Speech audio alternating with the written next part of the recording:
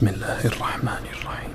تبارك الذي بيده الملك وهو على كل شيء قدير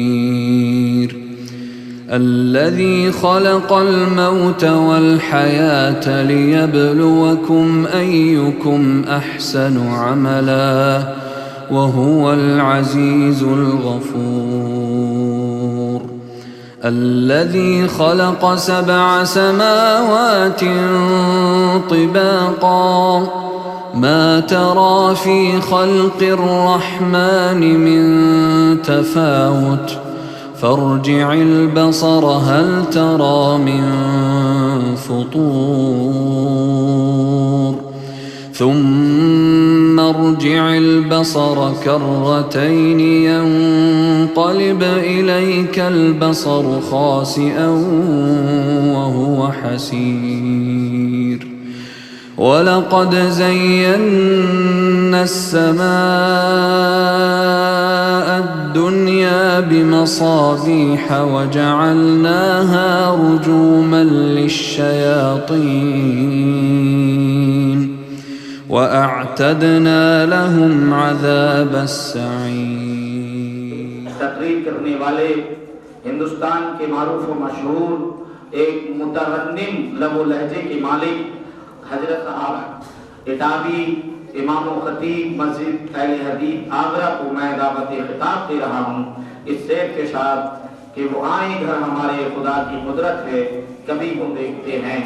مائک پر تشریف لائیں فضیلت الشیخ حضرت مولانا فضل الرحمان صاحب اٹابی امام و خطیب. تقریر کے بعد نماز ہوگی, نماز کے بعد کھانا کھلایا جائے گا, لہذا آپ سبھی حضرات رکے رہیں اور کھانا کھا کے تشریف لیں.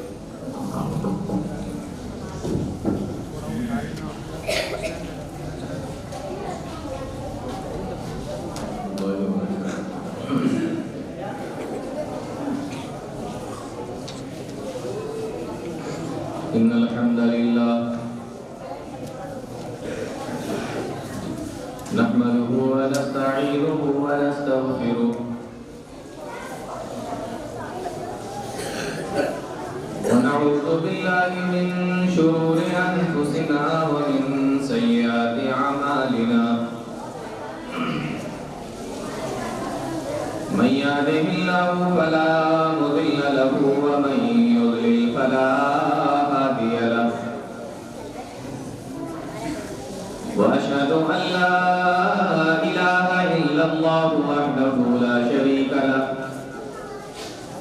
وأشهد أن محمدا عبده ورسوله.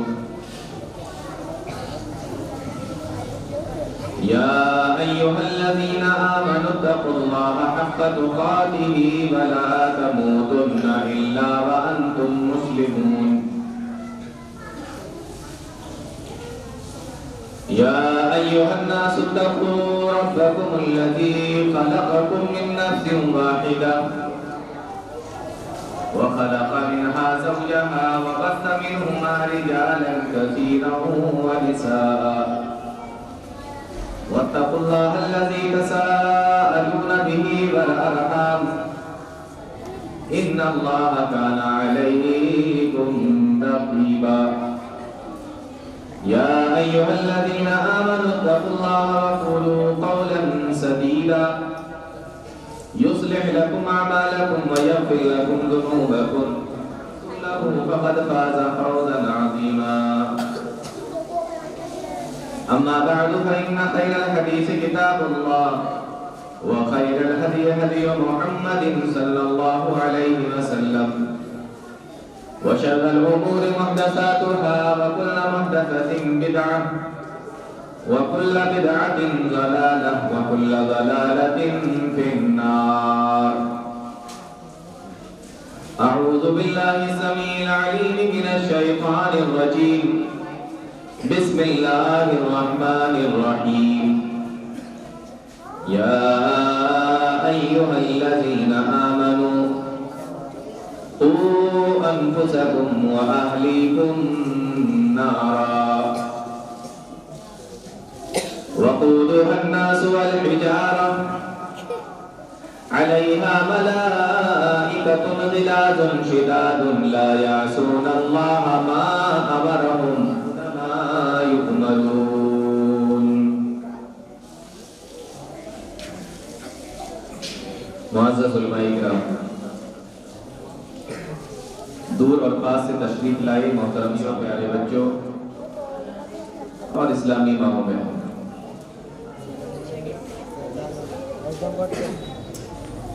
حکم ہوا ہے اصلاحی معاشرہ کے تعلق سے کچھ باتیں آپ کے سامنے رکھی جائیں۔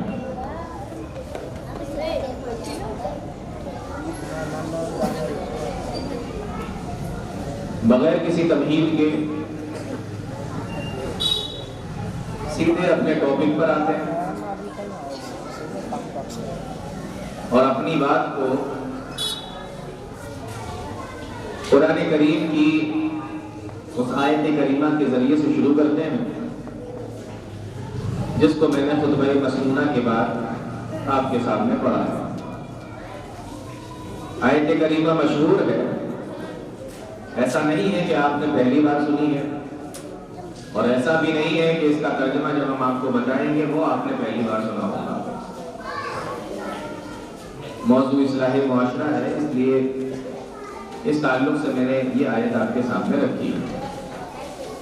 آیت کریمہ دیکھیں کہ اللہ رب العالمین اس آیت کے اندر کیا بیان فرما رہا ہے۔ یا ایھا الذین آمنوا، یا ایھا الذین آمنوا، اے ایمان والو، قوا انفسکم، اپنے آپ کو بچاؤ، وَأَهْلِيكُمْ، اور اپنے گھر والوں کو بچاؤ،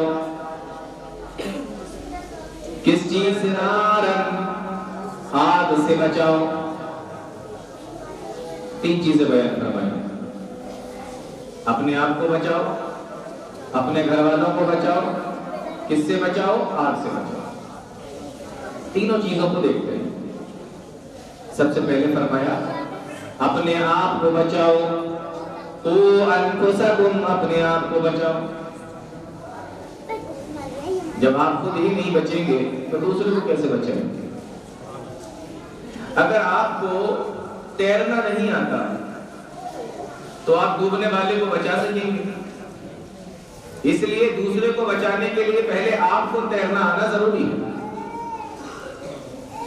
آپ کی جان کی سیفٹی کے لیے پہلے آپ کو تیراکی آنا ضروری ہے، تب آپ اپنی جان بچا سکتے ہیں۔ تو اللہ تعالیٰ انفسکم، اپنے آپ کو بچاؤ۔ کبھی ہوائی جہاز میں جب آپ بیٹھیں گے، جو لوگ بیٹھتے ہیں انہیں معلوم ہوگا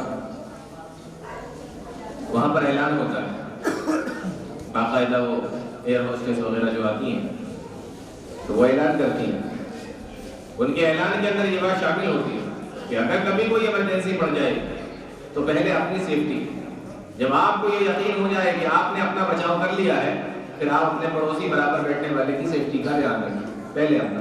یہ وہاں اعلان ہوتا ہے، جب بھی بیٹھیں گے پہلے اعلان ہوتا ہے، تو پہلے اپنا بچاؤ۔ وہی اللہ تعالیٰ فرما رہا ہے، شروعات خود سے کرنا ہے۔ یا ایھا الذین آمنوا قوا انفسکم، اپنے آپ کو بچاؤ۔ ہم جب یہ آیت کو سنتے ہیں اور اس طریقے کی آیتوں کو جب ہم سنتے ہیں تو اپنے آپ کی فکر کرتے ہیں، اپنے آپ کو بچانے کی فکر کرتے ہیں، اپنے آپ کو بچانے کی کوشش کرتے ہیں۔ بہت سے لوگوں کو دیکھا ہوگا آپ نے کہ وہ نمازی ہیں، نماز پڑھتے ہیں، قرآن کریم کی تلاوت کرتے ہیں، نیک ہیں، دیندار ہیں، روزہ رکھتے ہیں، قرآن کریم کی تلاوت بھی کرتے ہیں، لیکن صرف وہ اپنی فکر کرتے ہیں کیا ان کے گھر کے اندر بھی دین موجود ہے، کیا ان کے گھر کے اندر بھی دینداری موجود ہے، کیا ان کے گھر والے بھی دیندار ہیں۔ کبھی کبھی تو ایسا دیکھنے میں آتا ہے کہ ایک آدمی گھر کے اندر نمازی ہے اور اس کے 5 بچے ہیں اور پانچوں کے پانچوں بچے بے نمازی ہیں، نہیں پڑھتے، بڑے بھی نماز نہیں پڑھتے، مرد بھی نماز نہیں پڑھتے، عورتیں بھی نماز نہیں پڑھتی، بوڑھے بھی نماز نہیں پڑھتے، جوان بھی نماز نہیں پڑھتے. ایسا لگتا ہے جیسے پورے گھر کی ذمہ داری ایک آدمی اٹھایا ہوتا ہے. حکومت کے اندر عہدے بانٹے جاتے ہیں، ذمہ داریاں بانٹی جاتی ہیں. آپ کپڑا منتری ہیں، آپ پیٹرول منتری ہیں، آپ ریل منتری ہیں، شکشا منتری ہیں. ایسے عہدے بانٹتے ہیں حکومت کے اندر. یہ کیا کرتے ہیں؟ یہ دکان پہ بیٹھتے ہیں. یہ کیا کرتے ہیں؟ یہ کاروبار سنبھالتے ہیں. یہ کیا کرتی ہیں؟ یہ کھانا بناتی ہیں. یہ کیا کرتی ہیں؟ یہ بچوں کو سنبھالتی ہیں. اور یہ بوڑھے آدمی بیٹھے یہ کیا کرتے ہیں؟ کہ یہ نماز پڑھتے ہیں. یہ نماز پڑھتے ہیں. ایسا لگتا ہے کہ پورے گھر کے بدلے کا بیچارہ وہ اکیلا نماز پڑھ رہا ہے. ساری ذمہ داری اس کو دے رکھی ہے کہ سب کے گھر میں کام بٹے ہوئے ہیں، تمہارا کام نماز پڑھنے کا. ایسے تو کام چلنے والا ہے، فکر کرنا ہے، لیکن ساتھ میں کسی اور کی بھی فکر کرنا ہے. کس کی؟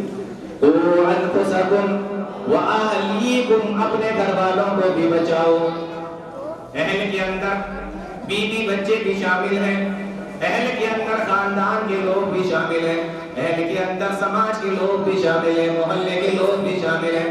بلکہ قرآن کریم کے حوالے سے یہ معلوم ہوتا ہے، قرآن کریم کی آیتوں کے ذریعے سے یہ معلوم ہوتا ہے کہ ملک کے لوگ بھی اسی اہل کے اندر شامل ہیں. یہ دائرہ دھیمے دھیمے کر کے بڑا ہوتا جائے گا. پہلے اپنے آپ کو بچاؤ، پھر اپنے گھر والوں کو. گھر والوں میں کون؟ دھیمے دھیمے کر کے یہ دائرہ بڑا ہوتا چلا جائے گا. یا ایھا الذین آمنوا قوا انفسکم واہلیکم، اپنے کو فرمایا نارا، آگ سے بچاؤ. یہ کون سی آگ ہے؟ جس آگ سے بچانے کے لیے خود اللہ تعالیٰ تمہیں بتا رہا ہے. تھوڑا سا اندازہ تو کرو، تھوڑا سا غور تو کرو کہ آخر وہ کون سی اتنی خطرناک آگ ہے اور کون سی آگ کے بارے میں بات ہو رہی ہے جس آگ سے خود اللہ تعالیٰ بچنے کا حکم دے رہا ہے، جس آگ سے خود اللہ تعالیٰ ڈرا رہا ہے.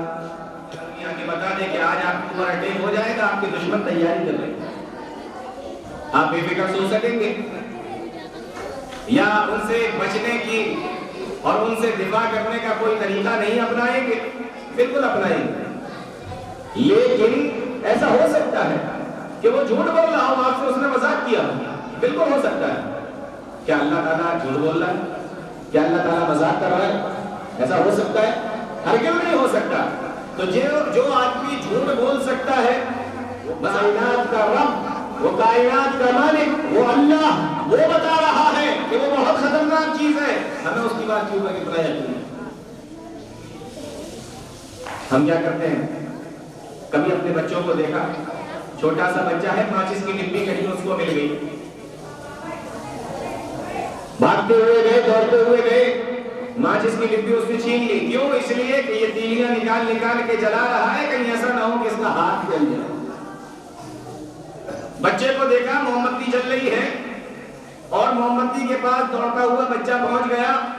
بڑی سی آگ چھوڑے، ذرا سی موم بتی کی جو لو ہوتی ہے اس لو کے پاس بھی اپنے بچے کو نہیں جانے دیتے. کیوں؟ اس لیے کہ کہیں بچہ جل نہ جائے. ماچس کی تیلی کی آگ کی فکر ہے ہمیں، موم بتی سے جلنے والی جو آگ نکلتی ہے اس کی فکر ہے ہمیں، لیکن ہمیں اس آگ کی کوئی فکر ہے جس آگ کے بارے میں خود اللہ تعالیٰ نے بتایا. کہیں پہ اللہ تعالیٰ نے فرمایا تَصْلَىٰ نَارًا حَامِيَةً، وہ بھڑکتی ہوئی آگ ہے. کہیں پہ اللہ نے اس آگ کے بارے میں فرمایا نَارُ اللَّهِ الْمُوقَدَةُ، وہ اللہ کی جلائی ہوئی آگ ہے. اللہ تعالیٰ اس آیت کے اندر بھی فرما رہا ہے یا ایھا الذین آمنوا قوا انفسکم واہلیکم نارا، اس آگ سے اپنے آپ کو بھی بچاؤ، اپنے گھر والوں کو بھی بچاؤ. کس آگ سے بچاؤ؟ آگے اللہ تعالیٰ فرما رہا ہے وقودها الناس والحجارہ، اس آگ سے بچاؤ جس کا ایندھن انسان اور پتھر ہے. یہ نارن کا جو لفظ قرآن کریم کے اندر استعمال ہوا ہے، رے کے اوپر اللہ تعالیٰ نے 2 زبر لگائے. نارن ہے، بڑی پیاری بات لکھی ہے. فرمایا یہ جو تنوین آئی ہے، 2 زبر آئے ہیں، یہ تعظیم کے لیے ہے. یعنی وہ چھوٹی موٹی آگ نہیں ہے، بہت بڑی آگ ہے وہ. یہ تنوین تعظیم کے لیے ہے. اور آگے کیا فرمایا وقودها الناس والحجارہ، جس کا ایندھن انسان اور پتھر ہے. یہاں اتنے لوگ بیٹھے ہوئے ہیں، जवान भी हैं, बूढ़े भी हैं, यहाँ अपने शहर के अंदर भी रहते होंगे और बाहर का सफर भी करते होंगे। इनमें से आप किसी से पूछो क्या किसी ने ऐसी आग देखी है जिस आग को जलाया ही पत्थरों के जरिए से जाता है? जब आग बुझने वाली होती है तो उसके अंदर एक और पत्थर डाल दिया जाता है, फिर जब आग बुझने वाली होती है तो एक और पत्थर उसके अंदर डाल दिया जाता है। क्या कभी से किसी ने इस तरीके की कोई आग देखी है? क्या कभी किसी को ऐसी कोई आग मिली है? आज तक किसी ने कोई ऐसी आग नहीं देखी होगी जिसको पत्थरों के जरिए से जलाया जाता हो, जिस आग का ईंधन ही पत्थर हो। ऐसी कोई आग इंसान ने दुनिया के अंदर न देखी होगी। लेकिन आखिरत की आग, हम अपने घरों के अंदर भी आग जलाते हैं और उस आग को हम अपने घरों के अंदर भी आग जलाते हैं और उस आग को कभी लकड़ी के जरिए से जलाते हैं, कभी किसी और चीज के जरिए से जलाते हैं। लेकिन हम भी अपने घरों के अंदर आग को पत्थरों से नहीं जलाते। क्यों? इसलिए कि हमें मालूम है पत्थरों से आग नहीं जलेगी। लेकिन अल्लाह ताला की वो बनाई हुई आग, वो जलाई हुई आग, वो भड़काई हुई आग, फरमाया वो अंदर डाल देगा जिन पत्थरों की इबादत अल्लाह के अलावा की जाती है। जिन पत्थरों की इबादत अल्लाह के अलावा पूरी दुनिया के अंदर जहां जहां पर भी की जाती है, क़यामत के दिन अल्लाह ताला उनको भी जहन्नम के अंदर डाल देगा, ताकि उनकी इबादत करने वाले देख लें कि जिनको दुनिया के अंदर उन्होंने अपना माबूद बनाया था, जिनको अपना माबूद समझ रखा था, आज वो हमारी तो छोड़ो खुद अपनी ईंधन इंसान पत्थर है। करना क्या है? अपने आप को बचाना है और अपने घर वालों को बचाना है। आगे अल्लाह ताला ने क्या फरमाया? फरमाया अलैहा मलाइकतुन गिलाजुन, उस आग के ऊपर हमने ऐसे फरिश्तों को मुकर्रर कर दिया है, शिदादुन, जो बहुत मजबूत है, ताकतवर है, ला यासूनल्लाह मा अमरहुम, अल्लाह ताला ने उनको जो भी हुक्म दिया है उसकी नाफरमानी नहीं करते। फरिश्ते ऐसे जो उसके ऊपर मुकर्रर किए हैं, वो फरिश्ते जो जहन्नम के ऊपर मुकर्रर हैं, गिलाजुन, सख्त दिल है। मुफस्सिरीन ने लिखा है कि यहाँ पर अल्लाह ताला ने जो ये बयान फरमाया कि फरिश्ते सख्त दिल है, इसका मतलब ये है कि वो फरिश्ते इतने सख्त दिल के हैं कि उनके दिलों के अंदर रहम नहीं, उनके अंदर रहम आता है। ये फरिश्ते सख्त दिल है, इनके अंदर रहम नाम की कोई चीज नहीं है। और दूसरी चीज अल्लाह ताला ने बताई कि ये सख्त दिल भी है, शिदादुन, और मजबूत भी है, ताकतवर भी है। मुफस्सिरीन ने बड़ी प्यारी बात लिखी है, फरमाते हैं कि ये बताकर अल्लाह ताला ने ये बताना चाहता है कि देखो दुनिया के अंदर अगर किसी को कोई मजबूत आदमी अपने चंगुल के अंदर पकड़ ले, अपने बाजू से पकड़ ले, तो वो कमजोर आदमी उससे बच नहीं सकता, उससे निकल नहीं सकता। लेकिन ये तो फरिश्तों की पकड़ है, वो तो कैसे निकल पाओगे, कैसे बच पाओगे? तो नंबर 1 रहम दिल है, इनके दिल के अंदर रहम नहीं आता, सख्त दिल है। नंबर 2 मजबूत है। कितने मजबूत हैं कि चंगुल से नहीं निकल सकते। एक वक्त ऐसा खतरनाक जोर से पहली मर्तबा मारेंगे और जितनी जोर से पहली मर्तबा लगेगा उतनी ही जोर से दूसरी बार भी लगेगा, और जब तक मारेंगे, जितना मारेंगे, जैसे मारेंगे, हर बार उतनी ही ताकत के साथ मारेंगे, क्योंकि इनकी सिफत ही शिदाद है, इनके अंदर कमजोरी नाम की कोई चीज नहीं। तो कुछ बात समझ में आ रही? बचना है, घर वालों को बचाना है आग से, जिसका ईंधन इंसान पत्थर है, जिस पर फरिश्ते मुकर्रर हैं, उनकी 4 सिफत है। आगे अल्लाह ताला फरमाता है ला यासूनल्लाह मा अमरहुम, वो अल्लाह की नाफरमानी नहीं करते और उनको जो हुक्म दिया गया है वही करते हैं।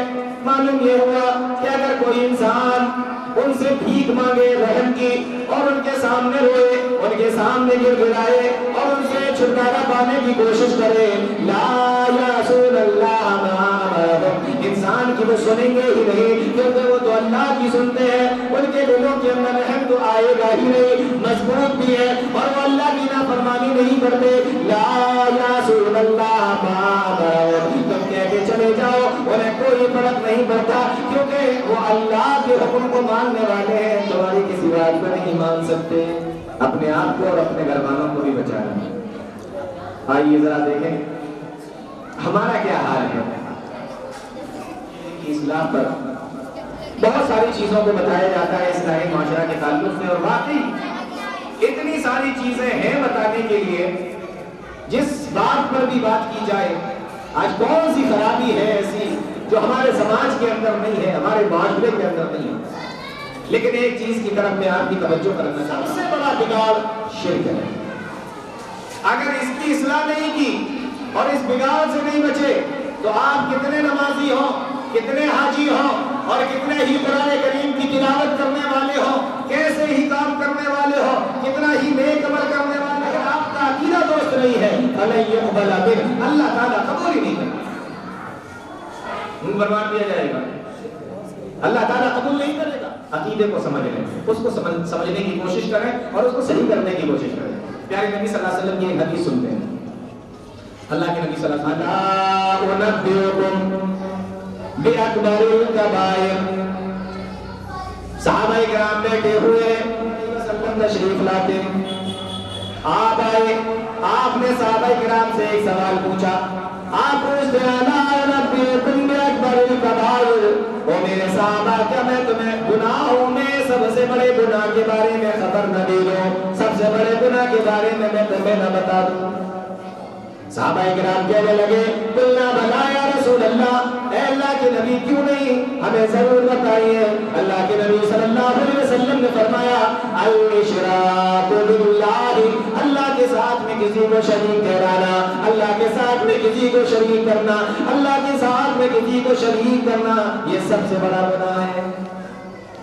حدیث مشہور ہے، اس سے پہلے بھی آپ لوگوں نے کئی مرتبہ سنی ہوگی، لیکن آئیے ذرا اس حدیث کے اوپر پھر سے غور کر لیتے ہیں۔ اللہ کے نبی صلی اللہ علیہ وسلم کا فرمان ہے، آپ نے فرمایا الا خبردار، یہ الا الف لام پھر الف، عربی زبان اور عربی گرامر کے حساب سے دیکھیں تو اس کو حروف تنبیہ کہا جاتا ہے، حرف تنبیہ ہے۔ عربی زبان میں یہ لفظ وہاں پر استعمال کیا جاتا ہے جہاں پر کسی چیز سے ڈرانا مقصد ہوتا ہے، جہاں پر کسی چیز سے خبردار کرنا مقصد ہوتا ہے، جہاں پر کسی چیز سے بچانا مقصد ہوتا ہے، وہاں پر عربی زبان میں اس کو استعمال کیا جاتا ہے۔ اللہ کے نبی صلی اللہ علیہ وسلم نے صحابہ کرام کے لیے اور شرک کو بیان کرنے کے لیے اسی لفظ کا استعمال اللہ کے نبی صلی اللہ علیہ وسلم نے فرمایا ہے، الا خبردار ہو جاؤ، ہوشیار ہو جاؤ، میں تمہیں خبردار کر دے رہا ہوں، میں تمہیں بتا دے رہا ہوں، میں تمہیں ہوشیار کر دے رہا ہوں، اللہ میں تمہیں خبر دے رہا ہوں۔ تو دیکھیں عربی زبان کو اللہ کے نبی صلی اللہ علیہ وسلم نے جو بیان فرمایا، سب سے پہلے الا کا لفظ استعمال فرمایا جس کو حرف تنبیہ کہا جاتا ہے، یہ وہاں پر بیان کیا جاتا ہے جہاں کسی خطرناک چیز کے بارے میں بتانا مقصد ہوتا ہے، کسی چیز کے بارے میں خبر کرنا مقصد ہوتا ہے۔ آگے فرمایا انبئکم، میں تمہیں خبر دے رہا ہوں، میں تمہیں ڈرا رہا ہوں، میں تمہیں بتا رہا ہوں، میں تمہیں خبر دے رہا ہوں۔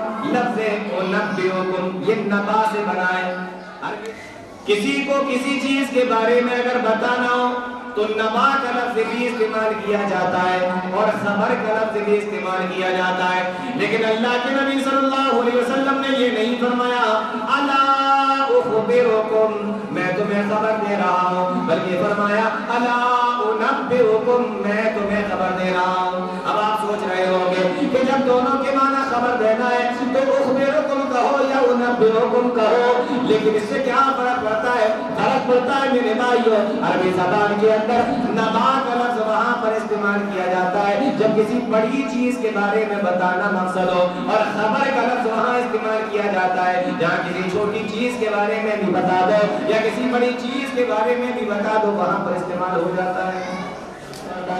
عَمَّا تَسَاءَلُونَ عَنِ النَّبَإِ الْعَظِيمِ، اے میرے نبی یہ مشرکین مکہ آپ سے کس چیز کے بارے میں سوال کر رہے ہیں؟ عن النبأ العظیم، اس قیامت کے دن کے بارے میں کیا یہ سوال کر رہے ہیں؟ اللہ تعالیٰ نے یہاں پر قیامت کے لیے नबा का लफ्ज इस्तेमाल फरमाया क्योंकि वो भी बहुत बड़ी चीज है। तो अरबी में किसी बड़ी चीज के लिए नबा का लफ्ज इस्तेमाल होता है। यहाँ वही लफ्ज है, अला उनब्बिउकुम, क्या मैं तुम्हें खबर न दे दूं, क्या मैं तुम्हें बता न दूं। फिर आगे फरमाया बे अकबर, ये अकबर इसमें तफसील है, ये भी वहां पर इस्तेमाल किया जाता है जहां पर बहुत सारी चीजों में से जो सबसे बड़ी चीज बयान करना मकसद होता है, वहां पर अकबर का लफ्ज इसमें तफसील का लफ्ज इस्तेमाल किया जाता है। इसलिए अज़ान के अंदर भी हम अल्लाहु अकबर कहते हैं कि अल्लाह सबसे बड़ा है। यानी आपने दुनिया के अंदर बहुत सी बड़ी बड़ी चीजें देखी होंगी, आपने दुनिया के अंदर बहुत सी बड़ी बड़ी चीजों को देखा होगा, लेकिन अल्लाहु अकबर कह के ये बताया जा रहा है, ये मीलों चलने वाले पहाड़, ये बड़े बड़े समंदर, ये दुनिया के अंदर फैले हुए बड़े बड़े जंगल, ये सारी चीजें बड़ी होंगी, ये बड़ा बसा सूरज, ये बड़े से सितारे, ये बड़े बड़े सैयारे, ये कुछ भी नहीं है। अल्लाहु अकबर, अल्लाह तो सबसे बड़ा है। ये अकबर का लफ्ज बता रहा है, ये इसमें तफसील है। ज़बान के अंदर इसमें तफसील किसी बड़ी चीज के लिए इस्तेमाल होता है। और एक हदीस के अंदर आता है, अल्लाह के नबी सल्लल्लाहु अलैहि वसल्लम ने इस जुमले को 3 मरतबा दोहराया, सलासन 3 मरतबा अल्लाह के नबी सल्लल्लाहु अलैहि वसल्लम ने जुमले को दोहराया। तो क्या मालूम हुआ, अल्लाह के नबी सल्लल्लाहु अलैहि वसल्लम की इन अल्फाजों की गहराई के ऊपर गौर कीजिए। अल्लाह इन जुमलों को अल्लाह के नबी सल्लल्लाहु अलैहि वसल्लम ने 3 मरतबा फरमाया। उसके बाद में फरमाया अल इशराक बिल्लाह, अल्लाह के साथ में किसी को शरीक करना, अल्लाह के साथ में किसी को शरीक बनाना, अल्लाह के साथ में किसी को शरीक ठहराना, ये सबसे बड़ा गुनाह है। अगर मुआशरे की इस्लाह करना है तो सबसे पहले मुआशरे के अंदर, सबसे पहले समाज के अंदर, मुआशरे के अंदर अकीदे को दुरुस्त करना पड़ेगा, तौहीद को लाना पड़ेगा। आज बहुत सारे लोग आपने देखे होंगे, उनसे पूछो आप क्या करते हैं? हम समाज सेवा करते हैं, खिदमत खल्क करते हैं, समाज सेवा करते हैं। अच्छी बात है, करना चाहिए, पूरा इस्लाम ही समाज सेवा है, अच्छी बात है, करिए।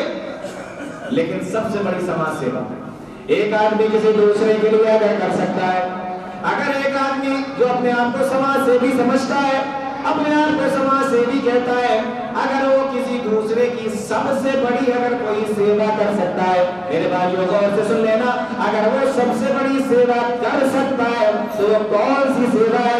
अल्लाह के नबी सल्लल्लाहु अलैहि वसल्लम फरमाते हैं सबसे बड़ी सेवा क्या है भाइयों? आज इस हदीस की रोशनी में समझ लो, सबसे बड़ी सेवा समाज सेवा ये है, एक इंसान को शिर्क से निकाल कर तौहीद की तरफ ले आओ, एक इंसान को झूठे खुदाओं के सामने सर झुकाने से हटाकर अल्लाह के सामने सर झुकाने के लिए ले आओ, ये उसकी सबसे बड़ी सेवा है। इससे बड़ी सेवा यकीन जाने आप जिंदगी में उसके लिए कोई कर ही नहीं सकते। 950 साल तक अपने कौम के साथ 950 साल तक कौम के अंदर तबलीग करते रहे, कितने लोग ईमान लाए, कितने लोगों ने माना, वमा आमन माहू इल्ला कलील। कुरान बयान करता है इससे कितने लोग ईमान लाए, जब कश्ती बना दी और कश्ती के अंदर जब उसको उसके अंदर बिठाने का नंबर आया तो सिर्फ मुफस्सिरीन ने लिखा है कि 80 लोग थे, सिर्फ 80 लोग, 80 लोग ईमान लाने वाले। तबलीग करने के लिए कितना टाइम? 950 साल। ईमान लाने वाले 80 लोग। क्या पता चला? पता ये चला कि आप बहुत बड़ा टेंट लगा लें, बड़े अच्छे माइक लगा लें, बहुत बड़ा डेकोरेशन करा लें, उलमा को भी बड़े दूर दूर से लोग अपने घर के अंदर रख सकेंगे, हरगिज़ नहीं हो सकता। लेकिन उसके बावजूद भी नूह अलैहिस्सलाम की बात को मानने के लिए कौम तैयार नहीं है। आप काम कर रहे हैं, आप काम करिए, जिसको मानना होगा मानेगा, नहीं मानना होगा नहीं मानेगा। मिसाल हमारे सामने मौजूद है, कुरान बयान करता है कि हमारे दिल की तसल्ली के लिए नूह अलैहिस्सलाम ने बुलाया, 80 लोग कश्ती के अंदर सवार हैं। अब जब पानी आया, आसमान ने भी पानी गिराया और जमीन से भी पानी निकलना शुरू हुआ, अल्लाह का हुक्म हुआ, कश्ती चलने लगी और पानी इतना पानी आया, इतना पानी کہ زمین کے اندر پانی ہی پانی نظر آ رہا تھا۔ قرآن کہتا ہے کہ جو اس زمانے کے بڑے بڑے پہاڑ تھے ان پہاڑوں کی چوٹیاں بھی پانی کے اندر ڈوب گئی۔ میرے بھائیوں غور کرنے کی بات یہ ہے اس آیت کے اندر کہ بچا کون؟ اس کشتی کے اندر سوار جو لوگ تھے وہ بچے، اور وہ کون لوگ تھے؟ جنہوں نے اپنے ایمان کی حفاظت کی تھی، جنہوں نے اپنے عقیدے کی حفاظت کی تھی، جو عقیدہ توحید کے اوپر چلنے والے تھے، اللہ تعالیٰ نے ان کو بچا لیا۔ معلوم یہ ہوا کہ اگر کسی انسان کے پاس میں عقیدہ توحید ہے، اگر اس کا عقیدہ درست ہے، اگر اس کا ایمان ٹھیک ہے، اس کا عقیدہ ٹھیک ہے، تو پہاڑوں کے برابر موجیں بھی اگر آ جائیں اور پہاڑوں کے برابر مصیبتیں بھی آ جائیں تو اللہ تعالیٰ اس عقیدے کی وجہ سے، اس توحید کی وجہ سے اس کو بچا دے گا۔ یہ عقیدہ توحید ہے، یہ اس کا فائدہ ہے، یہ اس کی فضیلت ہے۔ اللہ تعالیٰ اس عقیدہ توحید کی وجہ سے بڑی بڑی مصیبتوں سے بچا لیتا ہے، اس عقیدے کی وجہ سے۔ جیسا کہ نوح علیہ السلام کے ساتھ میں بیٹھنے والوں کو اللہ تعالیٰ نے بچا دیا۔ کشتی میں بیٹھے، کشتی چلی ان کو لے کر، اللہ تعالیٰ نے ان کو بچا لیا، اور اس کے بعد باقی لوگوں کو اللہ تعالیٰ نے تباہ کر دیا، ہلاک کر دیا۔ یہ اپنے شرک کی وجہ سے ہلاک ہو گئے، یہ اپنے شرک کی وجہ سے تباہ و برباد ہو گئے، یہ اپنے شرک کی وجہ سے غرق ہو گئے۔ اور بچے کون؟ توحید والے، بچے کون؟ عقیدے کو درست کرنے والے، وہ سارے کے سارے بچ گئے۔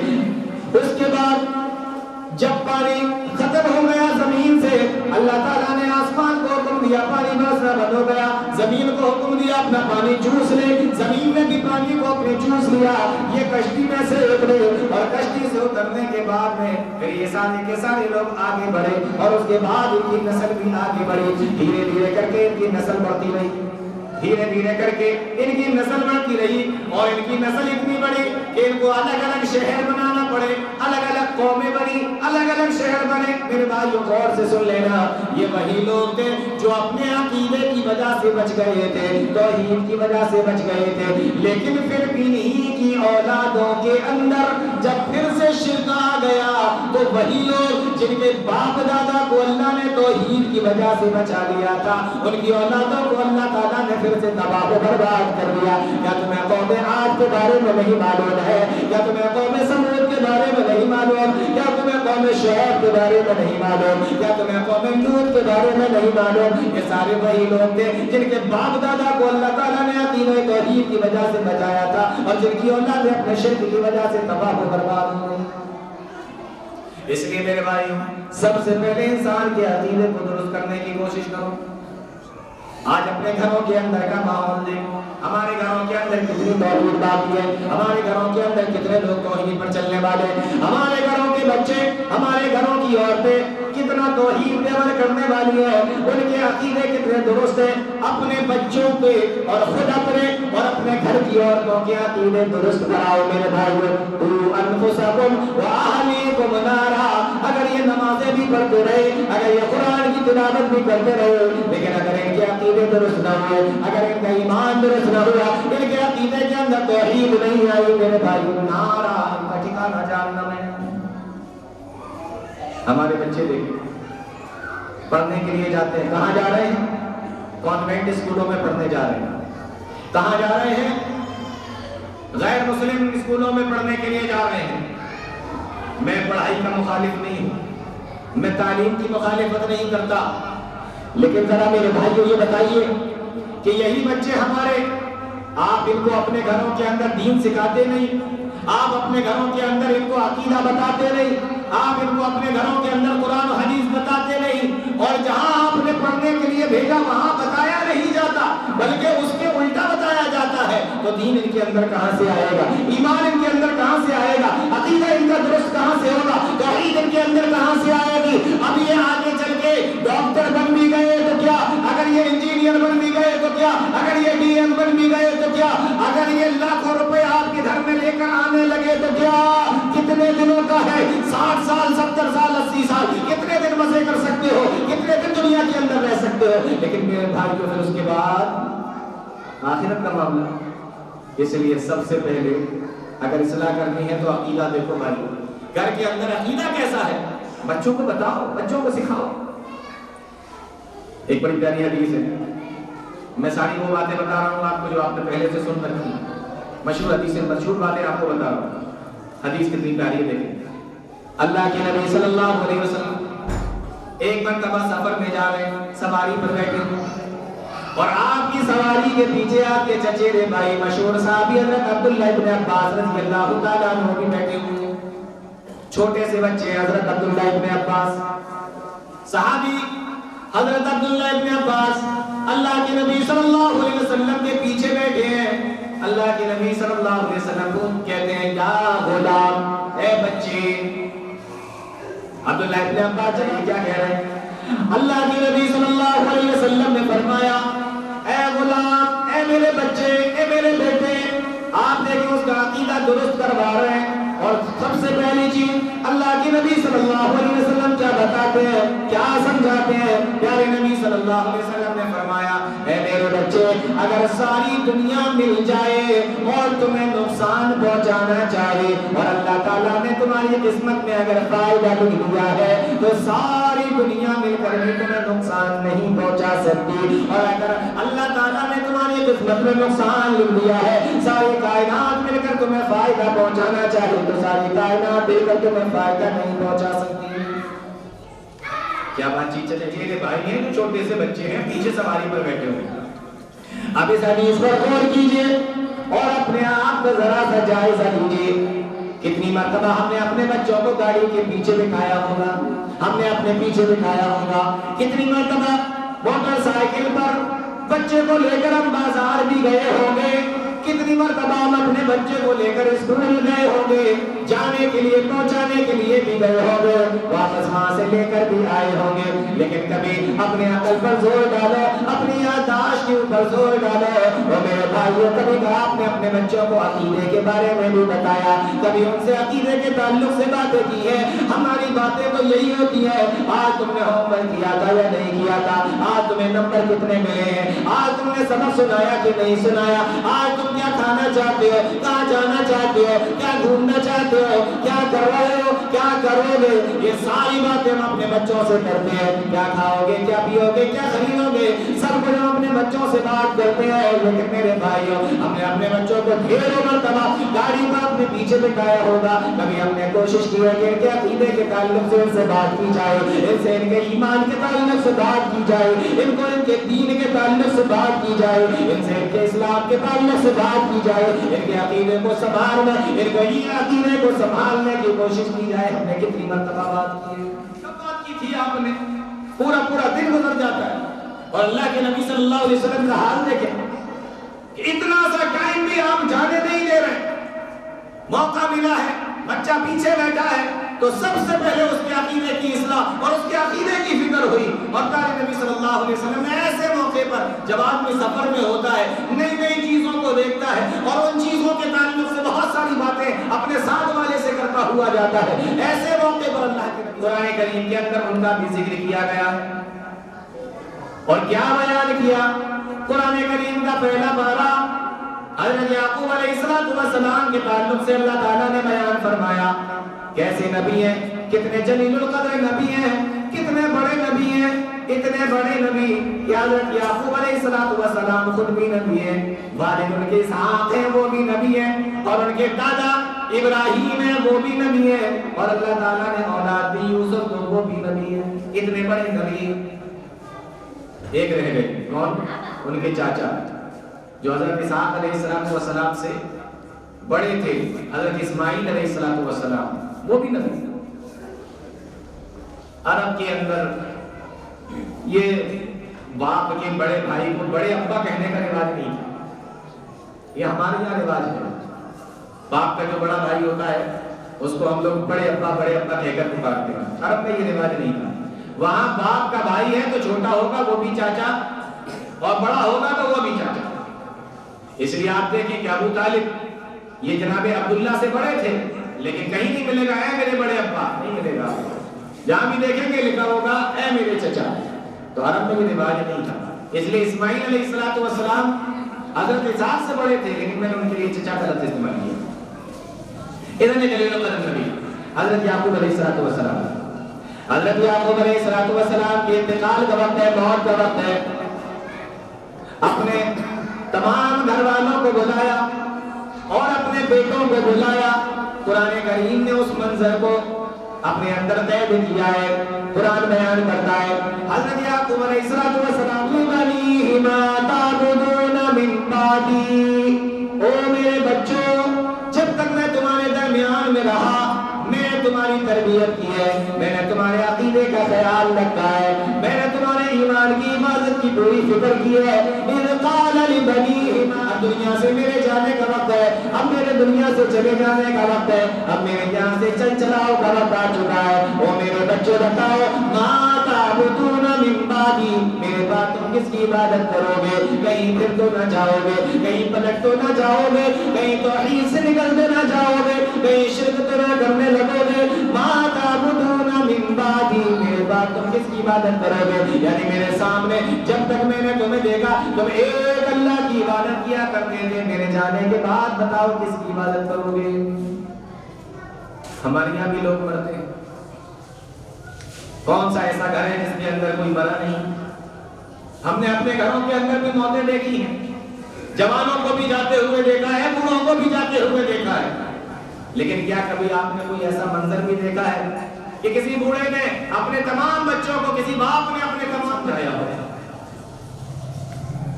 ہمیں تو باتیں بھی یاد نہیں رہتی، ہم تو باتیں بھی کرتے ہیں اپنے بچوں سے، تو دیکھو فلاں کے اوپر اتنا قرضہ ہے اس سے لے لینا، فلاں کا قرضہ تمہارے اوپر ہے، چاہو تو دینا چاہو تو مار لینا. ہم تو باتیں بھی ایسی کرتے ہیں. تیری پھپھو نے ایک بار حق مانگا تھا، زمین حصہ مانگا تھا، میں نے اس سے کہا آج کے بعد تو میرے گھر نہیں آئے گی، دیکھ میرے جانے کے بعد بھی تیری پھپھو گھر نہیں آنا چاہیے. یہ باتیں مرنے کو بیٹھے ہیں، یہ باتیں کرتے ہیں، دنیا سے جانے کو بیٹھ کے یہ باتیں کرتے ہیں. تیرا چچا 10 سال سے میں نہیں بولا ہوں، اگر میری اولاد ہے تو بھی نہیں بولے گا. یہ ہم بتاتے ہیں اپنے بچوں کو. یہ موت کے وقت ہماری نصیحتیں ہوتی ہیں. اگر ہماری نصیحتیں لکھی جائے نا کہ کتاب لکھو بھائی یہ دنیا میں لوگ مرتے ہیں، ان کی بھی کچھ نصیحتیں لکھو، کیا کیا بتا کے کھاتے ہیں. آپ یقین جانے آپ کو پھر کوئی چٹکلے کی کتاب پڑھنے کی ضرورت نہیں پڑے گی، اس کے اندر ایسی ایسی نصیحتیں لوگ دیتے ہیں. یاد ہے یعقوب علیہ السلام فکر کس کی ہو رہی ہے؟ بچوں کے عقیدے کی فکر ہو رہی ہے. اذ قال لبنیہ ما تعبدون من بعدی، جب انہوں نے یہ سوال کیا میرے جانے کے بعد کہیں توحید سے نکل تو نہیں جاؤ گے؟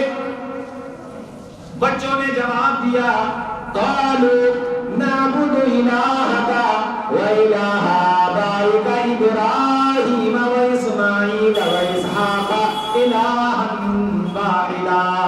اے میرے ابا جان ہم تو اسی کی عبادت کریں گے، زندگی میں آپ کی زندگی میں جس کی عبادت کیا کرتے تھے، جو آپ کا بھی رب ہے، جو ابراہیم کا بھی رب ہے، اسماعیل کا بھی رب ہے، اسحاق کا بھی رب ہے، اور جو اکیلا ہے تمام کے تمام لوگوں کا، تمام کائنات کا اکیلا رب ہے، ہم تو اسی کی عبادت کریں گے. میرے بھائیو ذرا سوچو تو صحیح، کتنی تسلی ملی ہوگی، کتنا سکون ملا ہوگا کہ ساری زندگی جن بچوں کی تربیت میں نے کی ہے، ساری زندگی جن بچوں کو میں نے دین کے اوپر عقیدے کی ان کی حفاظت کی کوشش کی ہے، میرے جانے کے بعد بچے اس بات کی گواہی دے رہے ہیں کہ ہم عقیدہ توحید کے اوپر جمے رہے تھے. تو اگر اصلاح کرنا ہے سب سے پہلے اپنے بچوں کی، اپنے گھر والوں کی، اگر ان کے عقیدے کی فکر کی، یہ سب سے پہلی چیز ہے ہمارے اوپر. ساری چیزیں اس کے بعد میں آتی ہیں.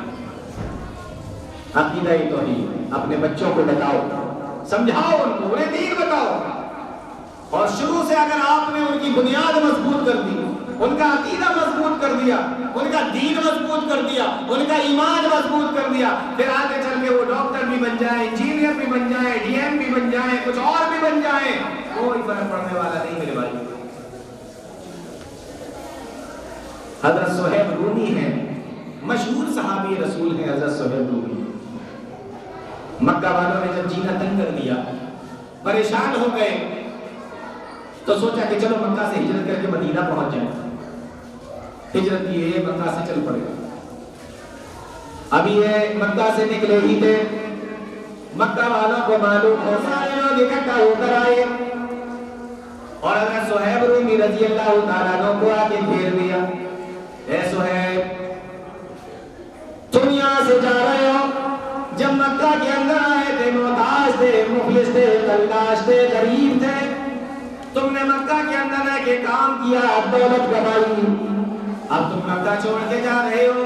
یہ پوٹلی جو تمہارے پاس میں مال کی رکھی ہوئی ہے، یہ پوٹلی جس کے اندر تم نے سونا چاندی رکھا ہوا ہے، جس کے اندر تم نے درہم و دینار رکھا ہوا ہے، اے صہیب اگر تمہیں مکہ سے جانا ہے تو یہ مال جو تم نے مکہ میں رہ کر مکہ والوں سے کمایا یہ مکہ والوں کا ہے. اب یہ مال تمہیں نہیں لے جانے دیں گے. اگر تمہیں جانا ہے تو یہ مال میرے حوالے کرو، اس کے بعد ہی تم مکہ سے جا سکتے ہو. نوجوان صحابی ہیں اور بڑے خوبصورت ہیں.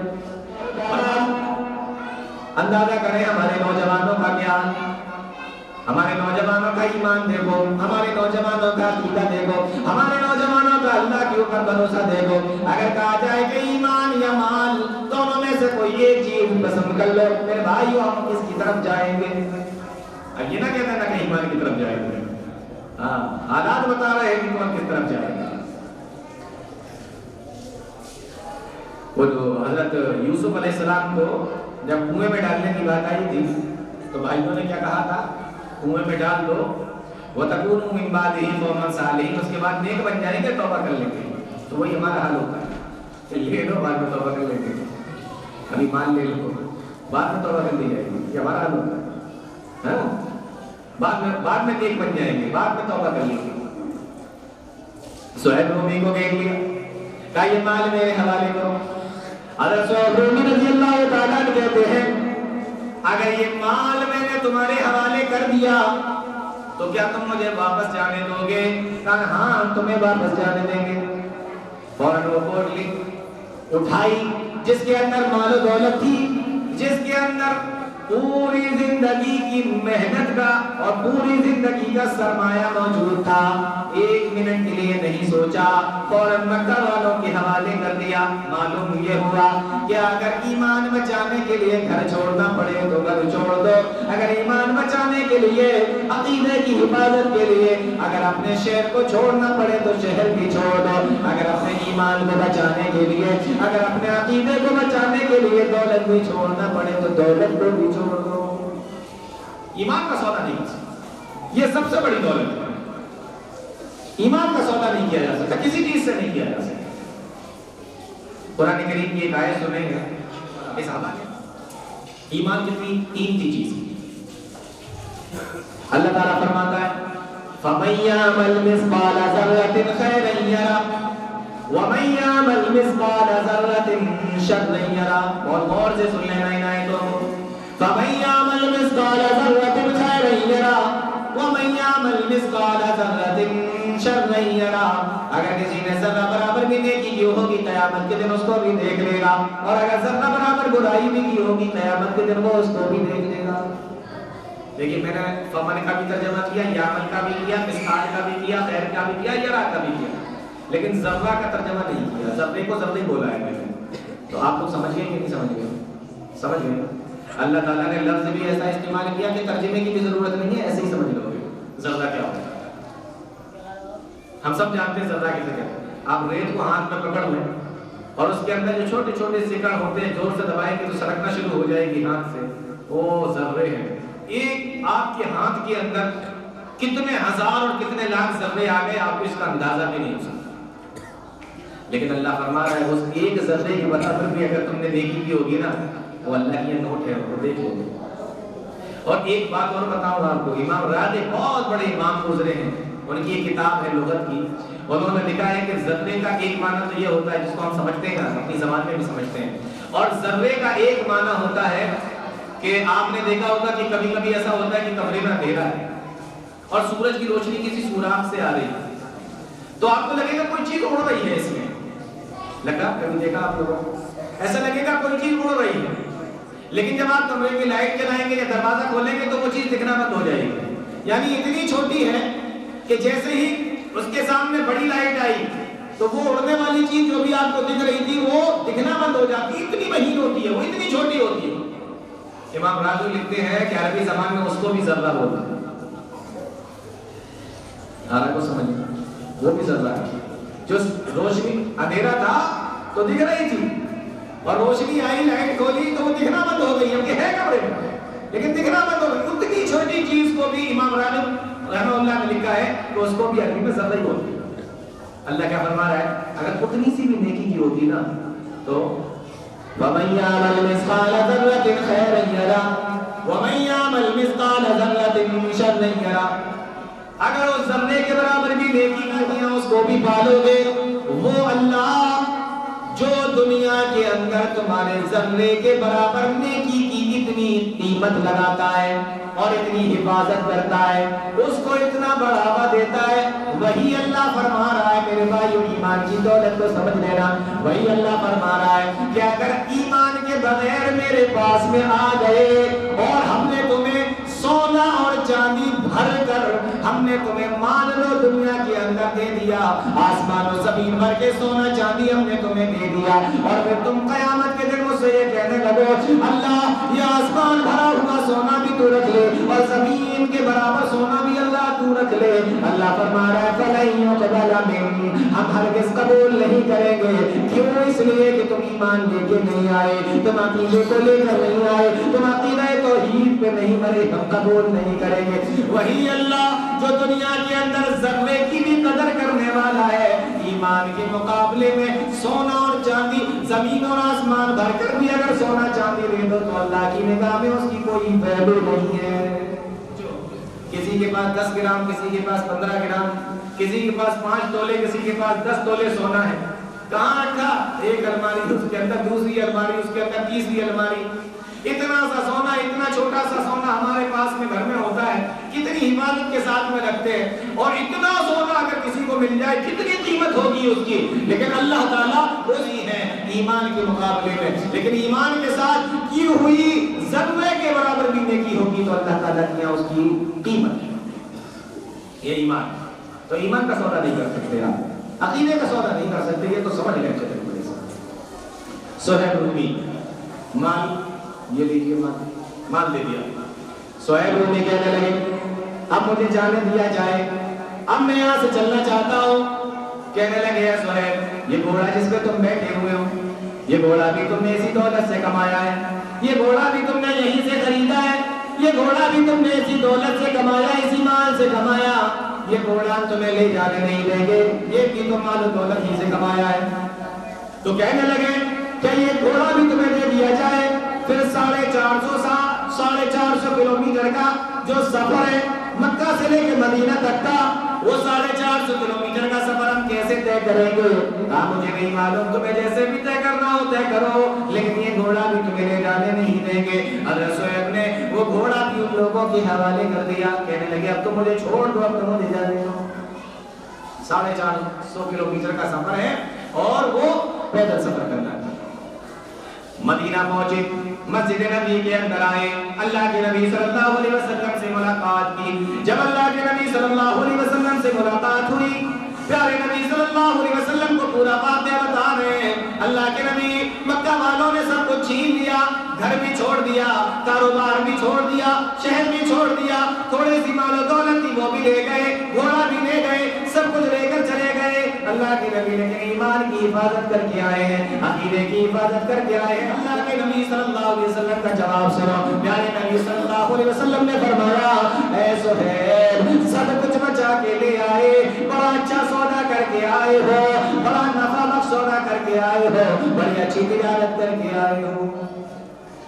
تو عقیدہ اپنے گھروں سے شرک کو نکالیں, اپنے بچوں کو دین سکھائیں, اپنے گھر کی عورتوں کو دین سکھائیں, ان کو عقیدہ بتائیں, ان کو ایمان بتائیں. یہ ہے اصل چیز. قُوا أَنفُسَكُمْ وَأَهْلِيكُمْ نَارًا. دین کے بارے میں بتائیے, اسلام کے بارے میں بتائیے, لیکن پہلی چیز تمہیں عقیدہ بتانا پڑے گا. سب سے پہلی چیز ان کی اصلاح کرنی پڑے گی, تو عقیدہ توحید کی اصلاح کرنی. ایک چیز تو یہ ہے جس کے ذریعے سے آپ اپنے بچوں اور اپنے گھر والوں کو جہنم کی آگ سے بچا سکتے ہیں. دوسری چیز آپ یہ دیکھیں کہ ہمارے سماج کے اندر آج ہر آدمی دولت کی طرف بھاگ رہا ہے. بچے بھی وہی دیکھتے ہیں کہ ہمارے یہاں بڑے کیسے کماتے ہیں, کتنا کماتے ہیں, کیسے کما کر لاتے ہیں. ہر آدمی دولت کی طرف, دولت کیسی بھی آئے لیکن آئے, یہ ہمارا موٹیو ہے, یہی ہمارا مقصد ہے. گھروں میں عورتوں کا بھی یہی حال ہے.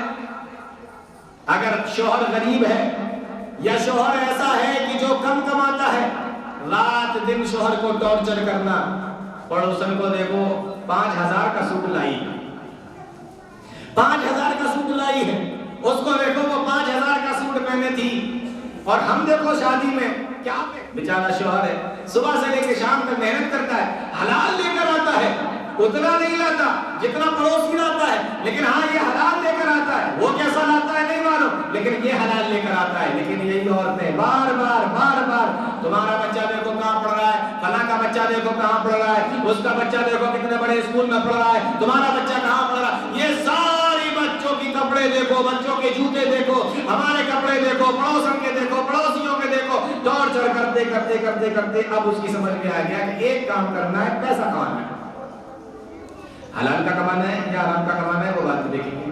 پہلا کام پیسہ کمانا ہے۔ پڑوسی نے کار خرید لی، اب ہمیں بھی کار چاہیے، پڑوسی موٹر سائیکل لایا، اب ہمیں بھی موٹر سائیکل چاہیے، کیسے آنا ہے اس سے کوئی فرق نہیں پڑتا، مال آنا چاہیے۔ نہیں میرے بھائی، اللہ کے نبی صلی اللہ علیہ وسلم فرماتے ہیں یاتی علی الناس زمان لا یبالی المرء ما اخذ من الحلال ام من الحرام، ایک زمانہ ایسا آ جائے گا کہ انسان اس بات کی پرواہ ہی نہیں کرے گا کہ وہ کمائی جو کر رہا ہے وہ حلال کی کر رہا ہے یا حرام کی کر رہا ہے، اس کے گھر کے اندر دولت آ رہی ہے، حرام کی آ رہی ہے یا حلال کی آ رہی ہے۔ پہلے ہمارے یہاں جو بڑے تھے، بوڑھے تھے، بزرگ تھے، وہ اپنے بچوں سے اس بات کے بارے میں بھی پوچھا کرتے تھے اور ان سے سوال کیا کرتے تھے۔ جب بچے شام کو کما کے لاتے تھے، انہیں معلوم تھا کہ بچے کی کمائی روزانہ 500 روپے کی ہے، آج یہ 2000 روپے لے کے آیا ہے، تو یہ 2000 روپے کہاں سے آئے، سوال کیا جاتا تھا، پوچھا جاتا تھا، معلوم کیا جاتا تھا۔ بچے جواب کبھی دے پاتے تھے، کبھی نہیں دے پاتے تھے، لیکن آج ہمارے بزرگوں نے بھی اس بات کو پوچھنا بند کر دیا، آج ہمارے بڑوں نے بھی اس بات کو پوچھنا بند کر دیا۔ کسی بھی طریقے سے لاؤ لیکن لاؤ۔ اب یہ دولتیں گھر کے اندر آ رہی ہیں، ہمارے گھروں کے اندر ہونا کیا چاہیے؟ ہمارے گھروں کے اندر ہونا یہ چاہیے کہ گھر کے اندر عورتیں اپنے شوہروں سے کہہ دیں کہ دیکھو حلال کا لے کر آنا، ہم بھوک تو برداشت کر لیں گے لیکن حرام برداشت نہیں کریں گے، خبردار گھر کے اندر کمائی حلال لے کر آنا، کم لے کر آنا لیکن حلال کا لے کر آنا، خبردار ہمارے حلق کے اندر ایک لقمہ بھی حرام کا نہ چلا جائے، خبردار ہمارے بچوں کے حلق کے اندر ایک لقمہ بھی حرام کا نہ چلا جائے۔ اللہ کے بندے تو کم کماتا ہے ٹھیک ہے، ہم اس پہ گزارا کر لیں گے، لیکن ہمارے گھر کے اندر حرام روزی نہیں آنا چاہیے، ہمارے گھر کے اندر حرام کمائی نہیں آنا چاہیے۔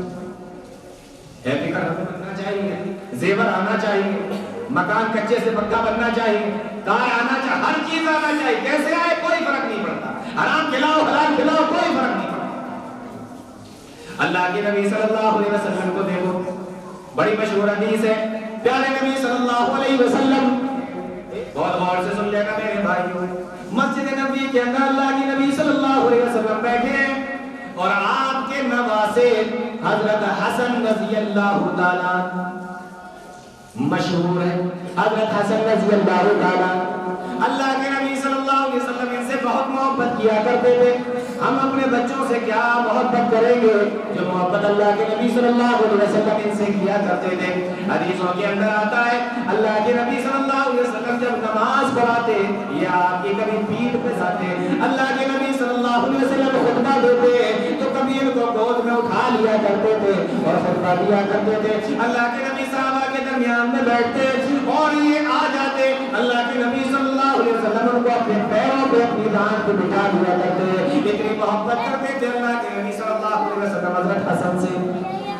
ہم بھی اپنے بچوں سے محبت کرتے ہیں لیکن میرے بھائیو ذرا غور کرو، ہم بھی اپنے بچوں سے محبت کرتے ہیں لیکن غور کریں، اللہ کے نبی صلی اللہ علیہ وسلم نے ایک مرتبہ دیکھا کہ حضرت حسن رضی اللہ تعالیٰ مسجد نبی کے اندر صدقے کی کھجوروں کا ڈھیر لگا ہوا ہے اور حضرت حسن چھوٹے سے بچے ہیں، دوڑے گئے وہاں سے ایک کھجور کو اٹھا، جیسے ہی منہ کے اندر رکھا اللہ کے نبی صلی اللہ علیہ وسلم کی نظر پڑ گئی اور پیارے نبی صلی اللہ علیہ وسلم دوڑے آئے اور حضرت حسن کے منہ کے اندر اپنی انگلی کو ڈالا اور اس کھجور کو باہر نکال دیا اور آپ نے فرمایا اے میرے بیٹے کیا تمہیں معلوم نہیں ہے انا لا ناکل صدقہ، صدقے کو کھانا اللہ تعالیٰ نے ہمارے اوپر حرام کر دیا ہے، نبی پر اور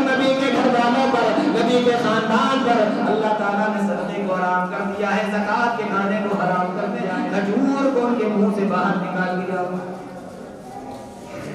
ہم ان کو نکال دیا۔ اتنی محبت کیا کرتے تھے حضرت حسن رضی اللہ تعالیٰ عنہ۔ ہمارے یہاں دیکھیں بچوں کی اسکول سے شکایت آئی، آپ کا بچہ ہوم ورک کر کے نہیں لایا، ہم کیا کرتے ہیں؟ ادھر تاڑ سے ایک رکھ دیا، بچہ پٹ گیا، چلا گیا ہوم ورک کر کے لایا۔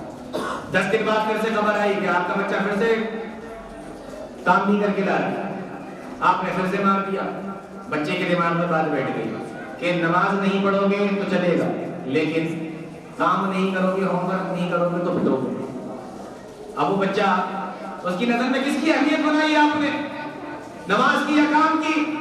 ہمارے یہاں پہلے یہ ہوتا تھا کہ جب بچہ بڑا ہو جاتا تو کماتا تھا، اب بھی کماتے ہیں، لیکن جب بچہ بڑا ہونے کے بعد کمائے نہیں تو روزانہ باپ اس کو ڈانٹتا تھا، اور خاص طور سے جب وہ کھانے بیٹھتا تھا تو ڈانٹتا۔ کبھی کبھی تو ایسا ہو جاتا بعض گھروں کے اندر کہ پلیٹ سامنے سے کھینچی، کبھی ایسا ہوا کہ گھر سے نکال دیا کہ کام نہیں کرنا تو نکل گھر سے، یہاں نہیں رہ سکتا۔ بچہ دیکھ رہا ہے، لگاتار دیکھ رہا ہے کیا کہ اگر کما کے نہیں لاؤ گے تو باپ ناراض ہوگا، مارے گا، لیکن اگر نماز نہیں پڑھو گے تو باپ کچھ نہیں ہوگا۔ کیا بات ہے؟ چلے ایک حدیث سن لیجیے، بات کو میں اپنی مختصر کرتا ہوں۔ اسی کمائی کے ذریعے سے صحیح مسلم کی روایت ہے، اللہ کے نبی فرماتے ہیں، پہلے قرآن کریم کی ایک آیت سنیں، ایھا الرسول، قرآن کا 18واں پارہ ہے، یا ایھا الرسول، اے رسولوں کی جماعت۔ اللہ تعالیٰ نے قرآن کے اندر کہیں پہ فرمایا یا ایھا الناس، اے لوگوں کی جماعت، کہیں پہ فرمایا یا ایھا الذین آمنوا، اے ایمان والو، کہیں پہ فرمایا یا ایھا النبی، اے نبیو، کہیں پہ اللہ نے فرمایا یا ایھا الرسول، اے رسول۔ تو اللہ تعالیٰ نے یہاں ناس نہیں کہا، لوگوں نہیں کہا، ایمان والوں نہیں کہا، نبی نہیں کہا، بلکہ اللہ تعالیٰ نے یا ایھا الرسول کہا، اے رسولوں کی جماعت۔ کیا مطلب ہے اس کا؟ مطلب سمجھاتا ہوں۔ لوگ، بہت سارے لوگ دنیا کے اندر جو بھی ہیں وہ سب اس میں شامل ہیں، لیکن یہ سارے کے سارے لوگ ایمان والے تو نہیں ہوتے۔ معلوم یہ ہوا کہ ان لوگوں کے اندر ایمان والے کم ہیں، تو یا ایھا الناس، یہ سارے کے سارے لوگ، پھر ان لوگوں میں ایمان والے یا ایھا الذین آمنوا یہ کم ہیں، لیکن سارے ایمان والوں میں تو نبی نہیں ہوتے، پھر یا ایھا النبی، یعنی ان ایمان والوں میں پھر نبیوں کی تعداد کم ہے، پھر سارے کے سارے نبی رسول تو نہیں ہوتے، پھر ان نبیوں کے اندر بھی رسولوں کی تعداد کم ہے، یعنی جو سب سے کریم تھے، یعنی جو سب سے زیادہ بہترین تھے، اللہ تعالیٰ نے ان کے بارے میں فرمایا، ان سے فرمایا یا ایھا الرسول، اے رسولوں کی جماعت۔ آپ ذرا غور کریں، ہمارا اور آپ کا یہ عقیدہ ہے کہ حضرت آدم علیہ السلام سے لے کر پیارے نبی جناب محمد رسول اللہ صلی اللہ علیہ وسلم تک جتنے بھی نبی آئے، جتنے بھی رسول آئے، ان تمام کے تمام نبیوں نے، ان تمام کے تمام رسولوں نے اپنی ساری زندگی میں کبھی بھی ایک لقمہ بھی حرام کا نہیں کھایا ہوگا۔ اللہ تعالیٰ فرما رہا ہے یا ایھا الرسل، اے رسولوں کی جماعت، ان رسولوں سے کہا جا رہا ہے کلوا من الطیبات، پاکیزہ چیزوں کو کھاؤ، حلال چیزوں کو کھاؤ۔ جب ان نبیوں سے کہا جا رہا ہے، ان رسولوں سے کہا جا رہا ہے، تو ہمیں کتنا زیادہ سختی سے عمل کرنا پڑے گا۔ اور بڑی عجیب بات ہے، پہلے کھانے کا ذکر ہے، بعد میں نیک اعمال کا ذکر ہے۔ کلوا من الطیبات واعملوا صالحا، اور نیک عمل کرو، باقی تو اعمال قبول ہوں گے، اور اگر روزی حرام کی ہوگی تو اللہ تعالیٰ اعمال کو بھی قبول نہیں کرتا۔ اس لیے پہلے روزی کا ذکر ہے، پہلے کھانے کا ذکر ہے، بعد میں نیک اعمال کا ذکر ہے۔ اللہ کے نبی صلی اللہ علیہ وسلم نے اس آیت کو پڑھنے کے بعد پھر حدیث بیان کی، حدیث سن لیجئے، اللہ کے نبی صلی اللہ علیہ وسلم فرماتے ہیں ثم ذکر الرجل یطیل السفر اشعث واغبر، اللہ کے نبی صلی اللہ علیہ وسلم نے ایک آدمی کا ذکر فرمایا جو لمبا سفر کر کے آیا ہے، بال بھی اس کے پراگندہ ہیں اور کپڑے بھی اس کے گندے ہو چکے ہیں، یمد یدیہ الی السماء، اپنے ہاتھوں کو آسمان کی طرف اٹھاتا ہے، وقال یا ربی یا ربی، اے میرے پروردگار، ہے میرے پروردگار کے اللہ تعالیٰ سے دعائیں کرتا ہے۔ حدیث کے اوپر پھر سے غور کر لیجیے، کیا ہے سفر کے اندر اللہ تعالیٰ دعا قبول کرتا ہے. حدیث کے اندر آتا ہے اللہ تعالیٰ 3 لوگوں کی دعاؤں کو رد نہیں کرتا. اس میں سے آپ نے ایک کے بارے میں فرمایا کہ دعوت المسافر, مسافر کی دعا کو بھی اللہ تعالیٰ رد نہیں فرماتا. اس میں میرے بھائی دعائیں مانگا کرو. لیکن اللہ کے نبی فرما رہے ہیں یہ صرف مسافر نہیں ہے بلکہ لمبا سفر کر کے آیا ہے, اور سفر کئی طریقے کا ہو سکتا ہے. سفر ایک تو یہ بھی ہو سکتا ہے کہ انسان حج کرنے کے لیے نکلا ہو, سفر یہ بھی ہو سکتا ہے کہ انسان عمرہ کرنے کے لیے جا رہا ہو, سفر یہ بھی ہو سکتا ہے کہ انسان جہاد کرنے کے لیے جا رہا ہو. اگر وہ حج کرنے کے لیے نکلا ہے تو صرف سفر نہیں ہے بلکہ اس کا یہ مبارک سفر ہے. اگر عمرہ کرنے کے لیے نکلا ہے تو صرف سفر نہیں ہے بلکہ یہ اس کا مبارک سفر ہے. ابھی یہ سفر بھی ہے اور مبارک بھی ہے. اللہ تعالیٰ سے دعا کر رہا ہے, پراگندہ حال ہے, پراگندہ حال ہے, اس کے حالات خراب ہے. اگر ایسے حال میں کوئی مسافر آدمی آگے آپ سے کھانا مانگے, میں بھوکا ہوں, دور سے آیا ہوں, پھٹے پرانے کپڑے پہنا ہوں, میرے حالات ذرا سما, آسمان کی طرف اپنے ہاتھوں کو اٹھایا.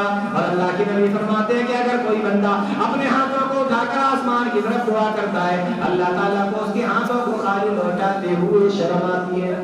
تو تیسری چیز اس نے اپنے اندر دعا کی قبولیت کی جمع کر لی کہ اس نے ہاتھوں کو آسمان کی طرف اٹھایا. چوتھی چیز اس نے اپنے اندر دعا کی قبولیت کی جمع کر لی کہ یا ربی, رب کہہ کے اللہ تعالیٰ سے مانگ رہا ہے.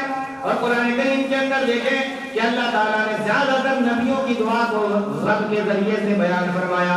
وہ اللہ تعالیٰ سے رب کے ذریعے, رب کے نام سے, اسی نام کا استعمال کر کے اللہ تعالیٰ سے مانگا کرتے ہیں. استعمال اگر دعا کے اندر کیا جائے تو دعا کی قبولیت کے چانسز بڑھ جاتے ہیں. اس لیے حضرت ابراہیم کی دعا دیکھو, رب هب لي من الصالحين. حضرت آدم کی دعا دیکھو, ربنا ظلمنا انفسنا وان لم تغفر لنا. قرآن کریم کے اندر نبی کی دعا دیکھو, رب زدنی علما, ربنا آتنا فی الدنیا حسنہ. کتنی دعائیں آپ کو رب کے ذریعے سے ملیں گی. اس لفظ کے ذریعے سے اگر دعا مانگی جائے تو دعا جلدی قبول ہو جاتی ہے. تو 4 چیزیں اس نے اپنے اندر جمع کر لی قبولیت کی. مسافر ہے, حالات خستہ ہے, آسمان کی طرف ہاتھ ہے, اور لفظ رب کے ذریعے سے دعا مانگ رہا ہے. لیکن اللہ کے نبی فرماتے ہیں یہ ادھر سے آواز لگاتا ہے یا ربی, یا ربی, اے میرے پروردگار, اے میرے پروردگار کا. اور اس نے اپنے بدن کو جو پال پوس کے بڑا لمبا چوڑا کیا ہے یہ بھی حرام سے کیا ہے. وَأَنَّا يُسْتَجَابُ لِذَلِكَ. وہ میرے بندے بتا میں تیری دعا کیوں قبول کروں.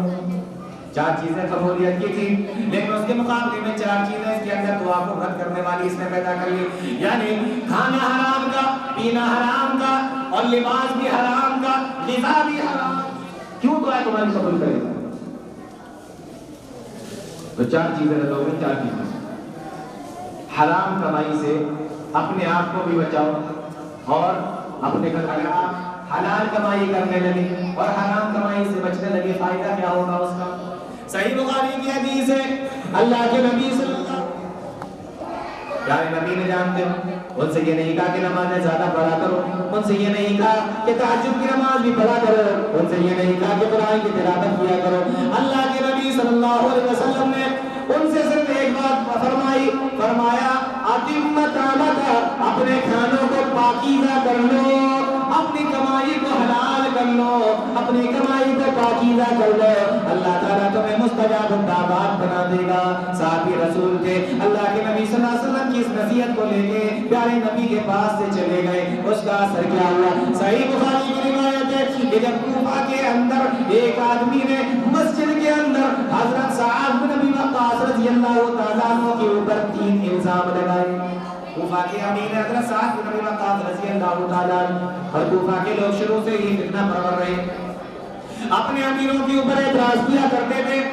جب حضرت سعد بن ابی وقاص کے اوپر جو امیر بھی تھے اور مسجد کے امام بھی تھے, ان کے اوپر جب الزام لگائے کوفہ کے ایک آدمی نے, کیا بات ہے سعد بن ابی وقاص رضی اللہ تعالیٰ عنہ کے اوپر کیسے, کس طریقے کے الزام لگا رہے ہیں, کس طریقے کے الزام لگا رہے ہیں,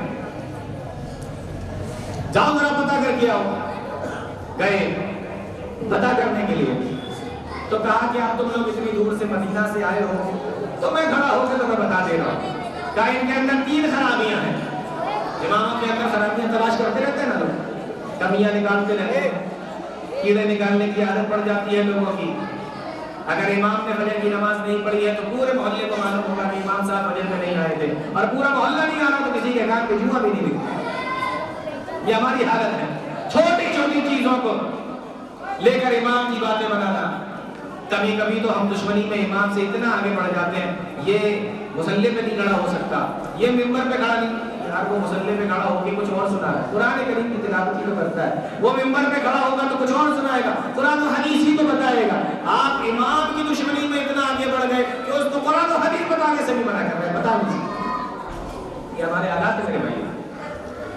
تو ایک آدمی کھڑا ہو گیا، کہنے لگا تم اتنی دور سے آئے ہو تو میں بتا دیتا ہوں ان کے اندر 3 کمیاں ہیں، 3 کمیاں ہیں۔ کیا؟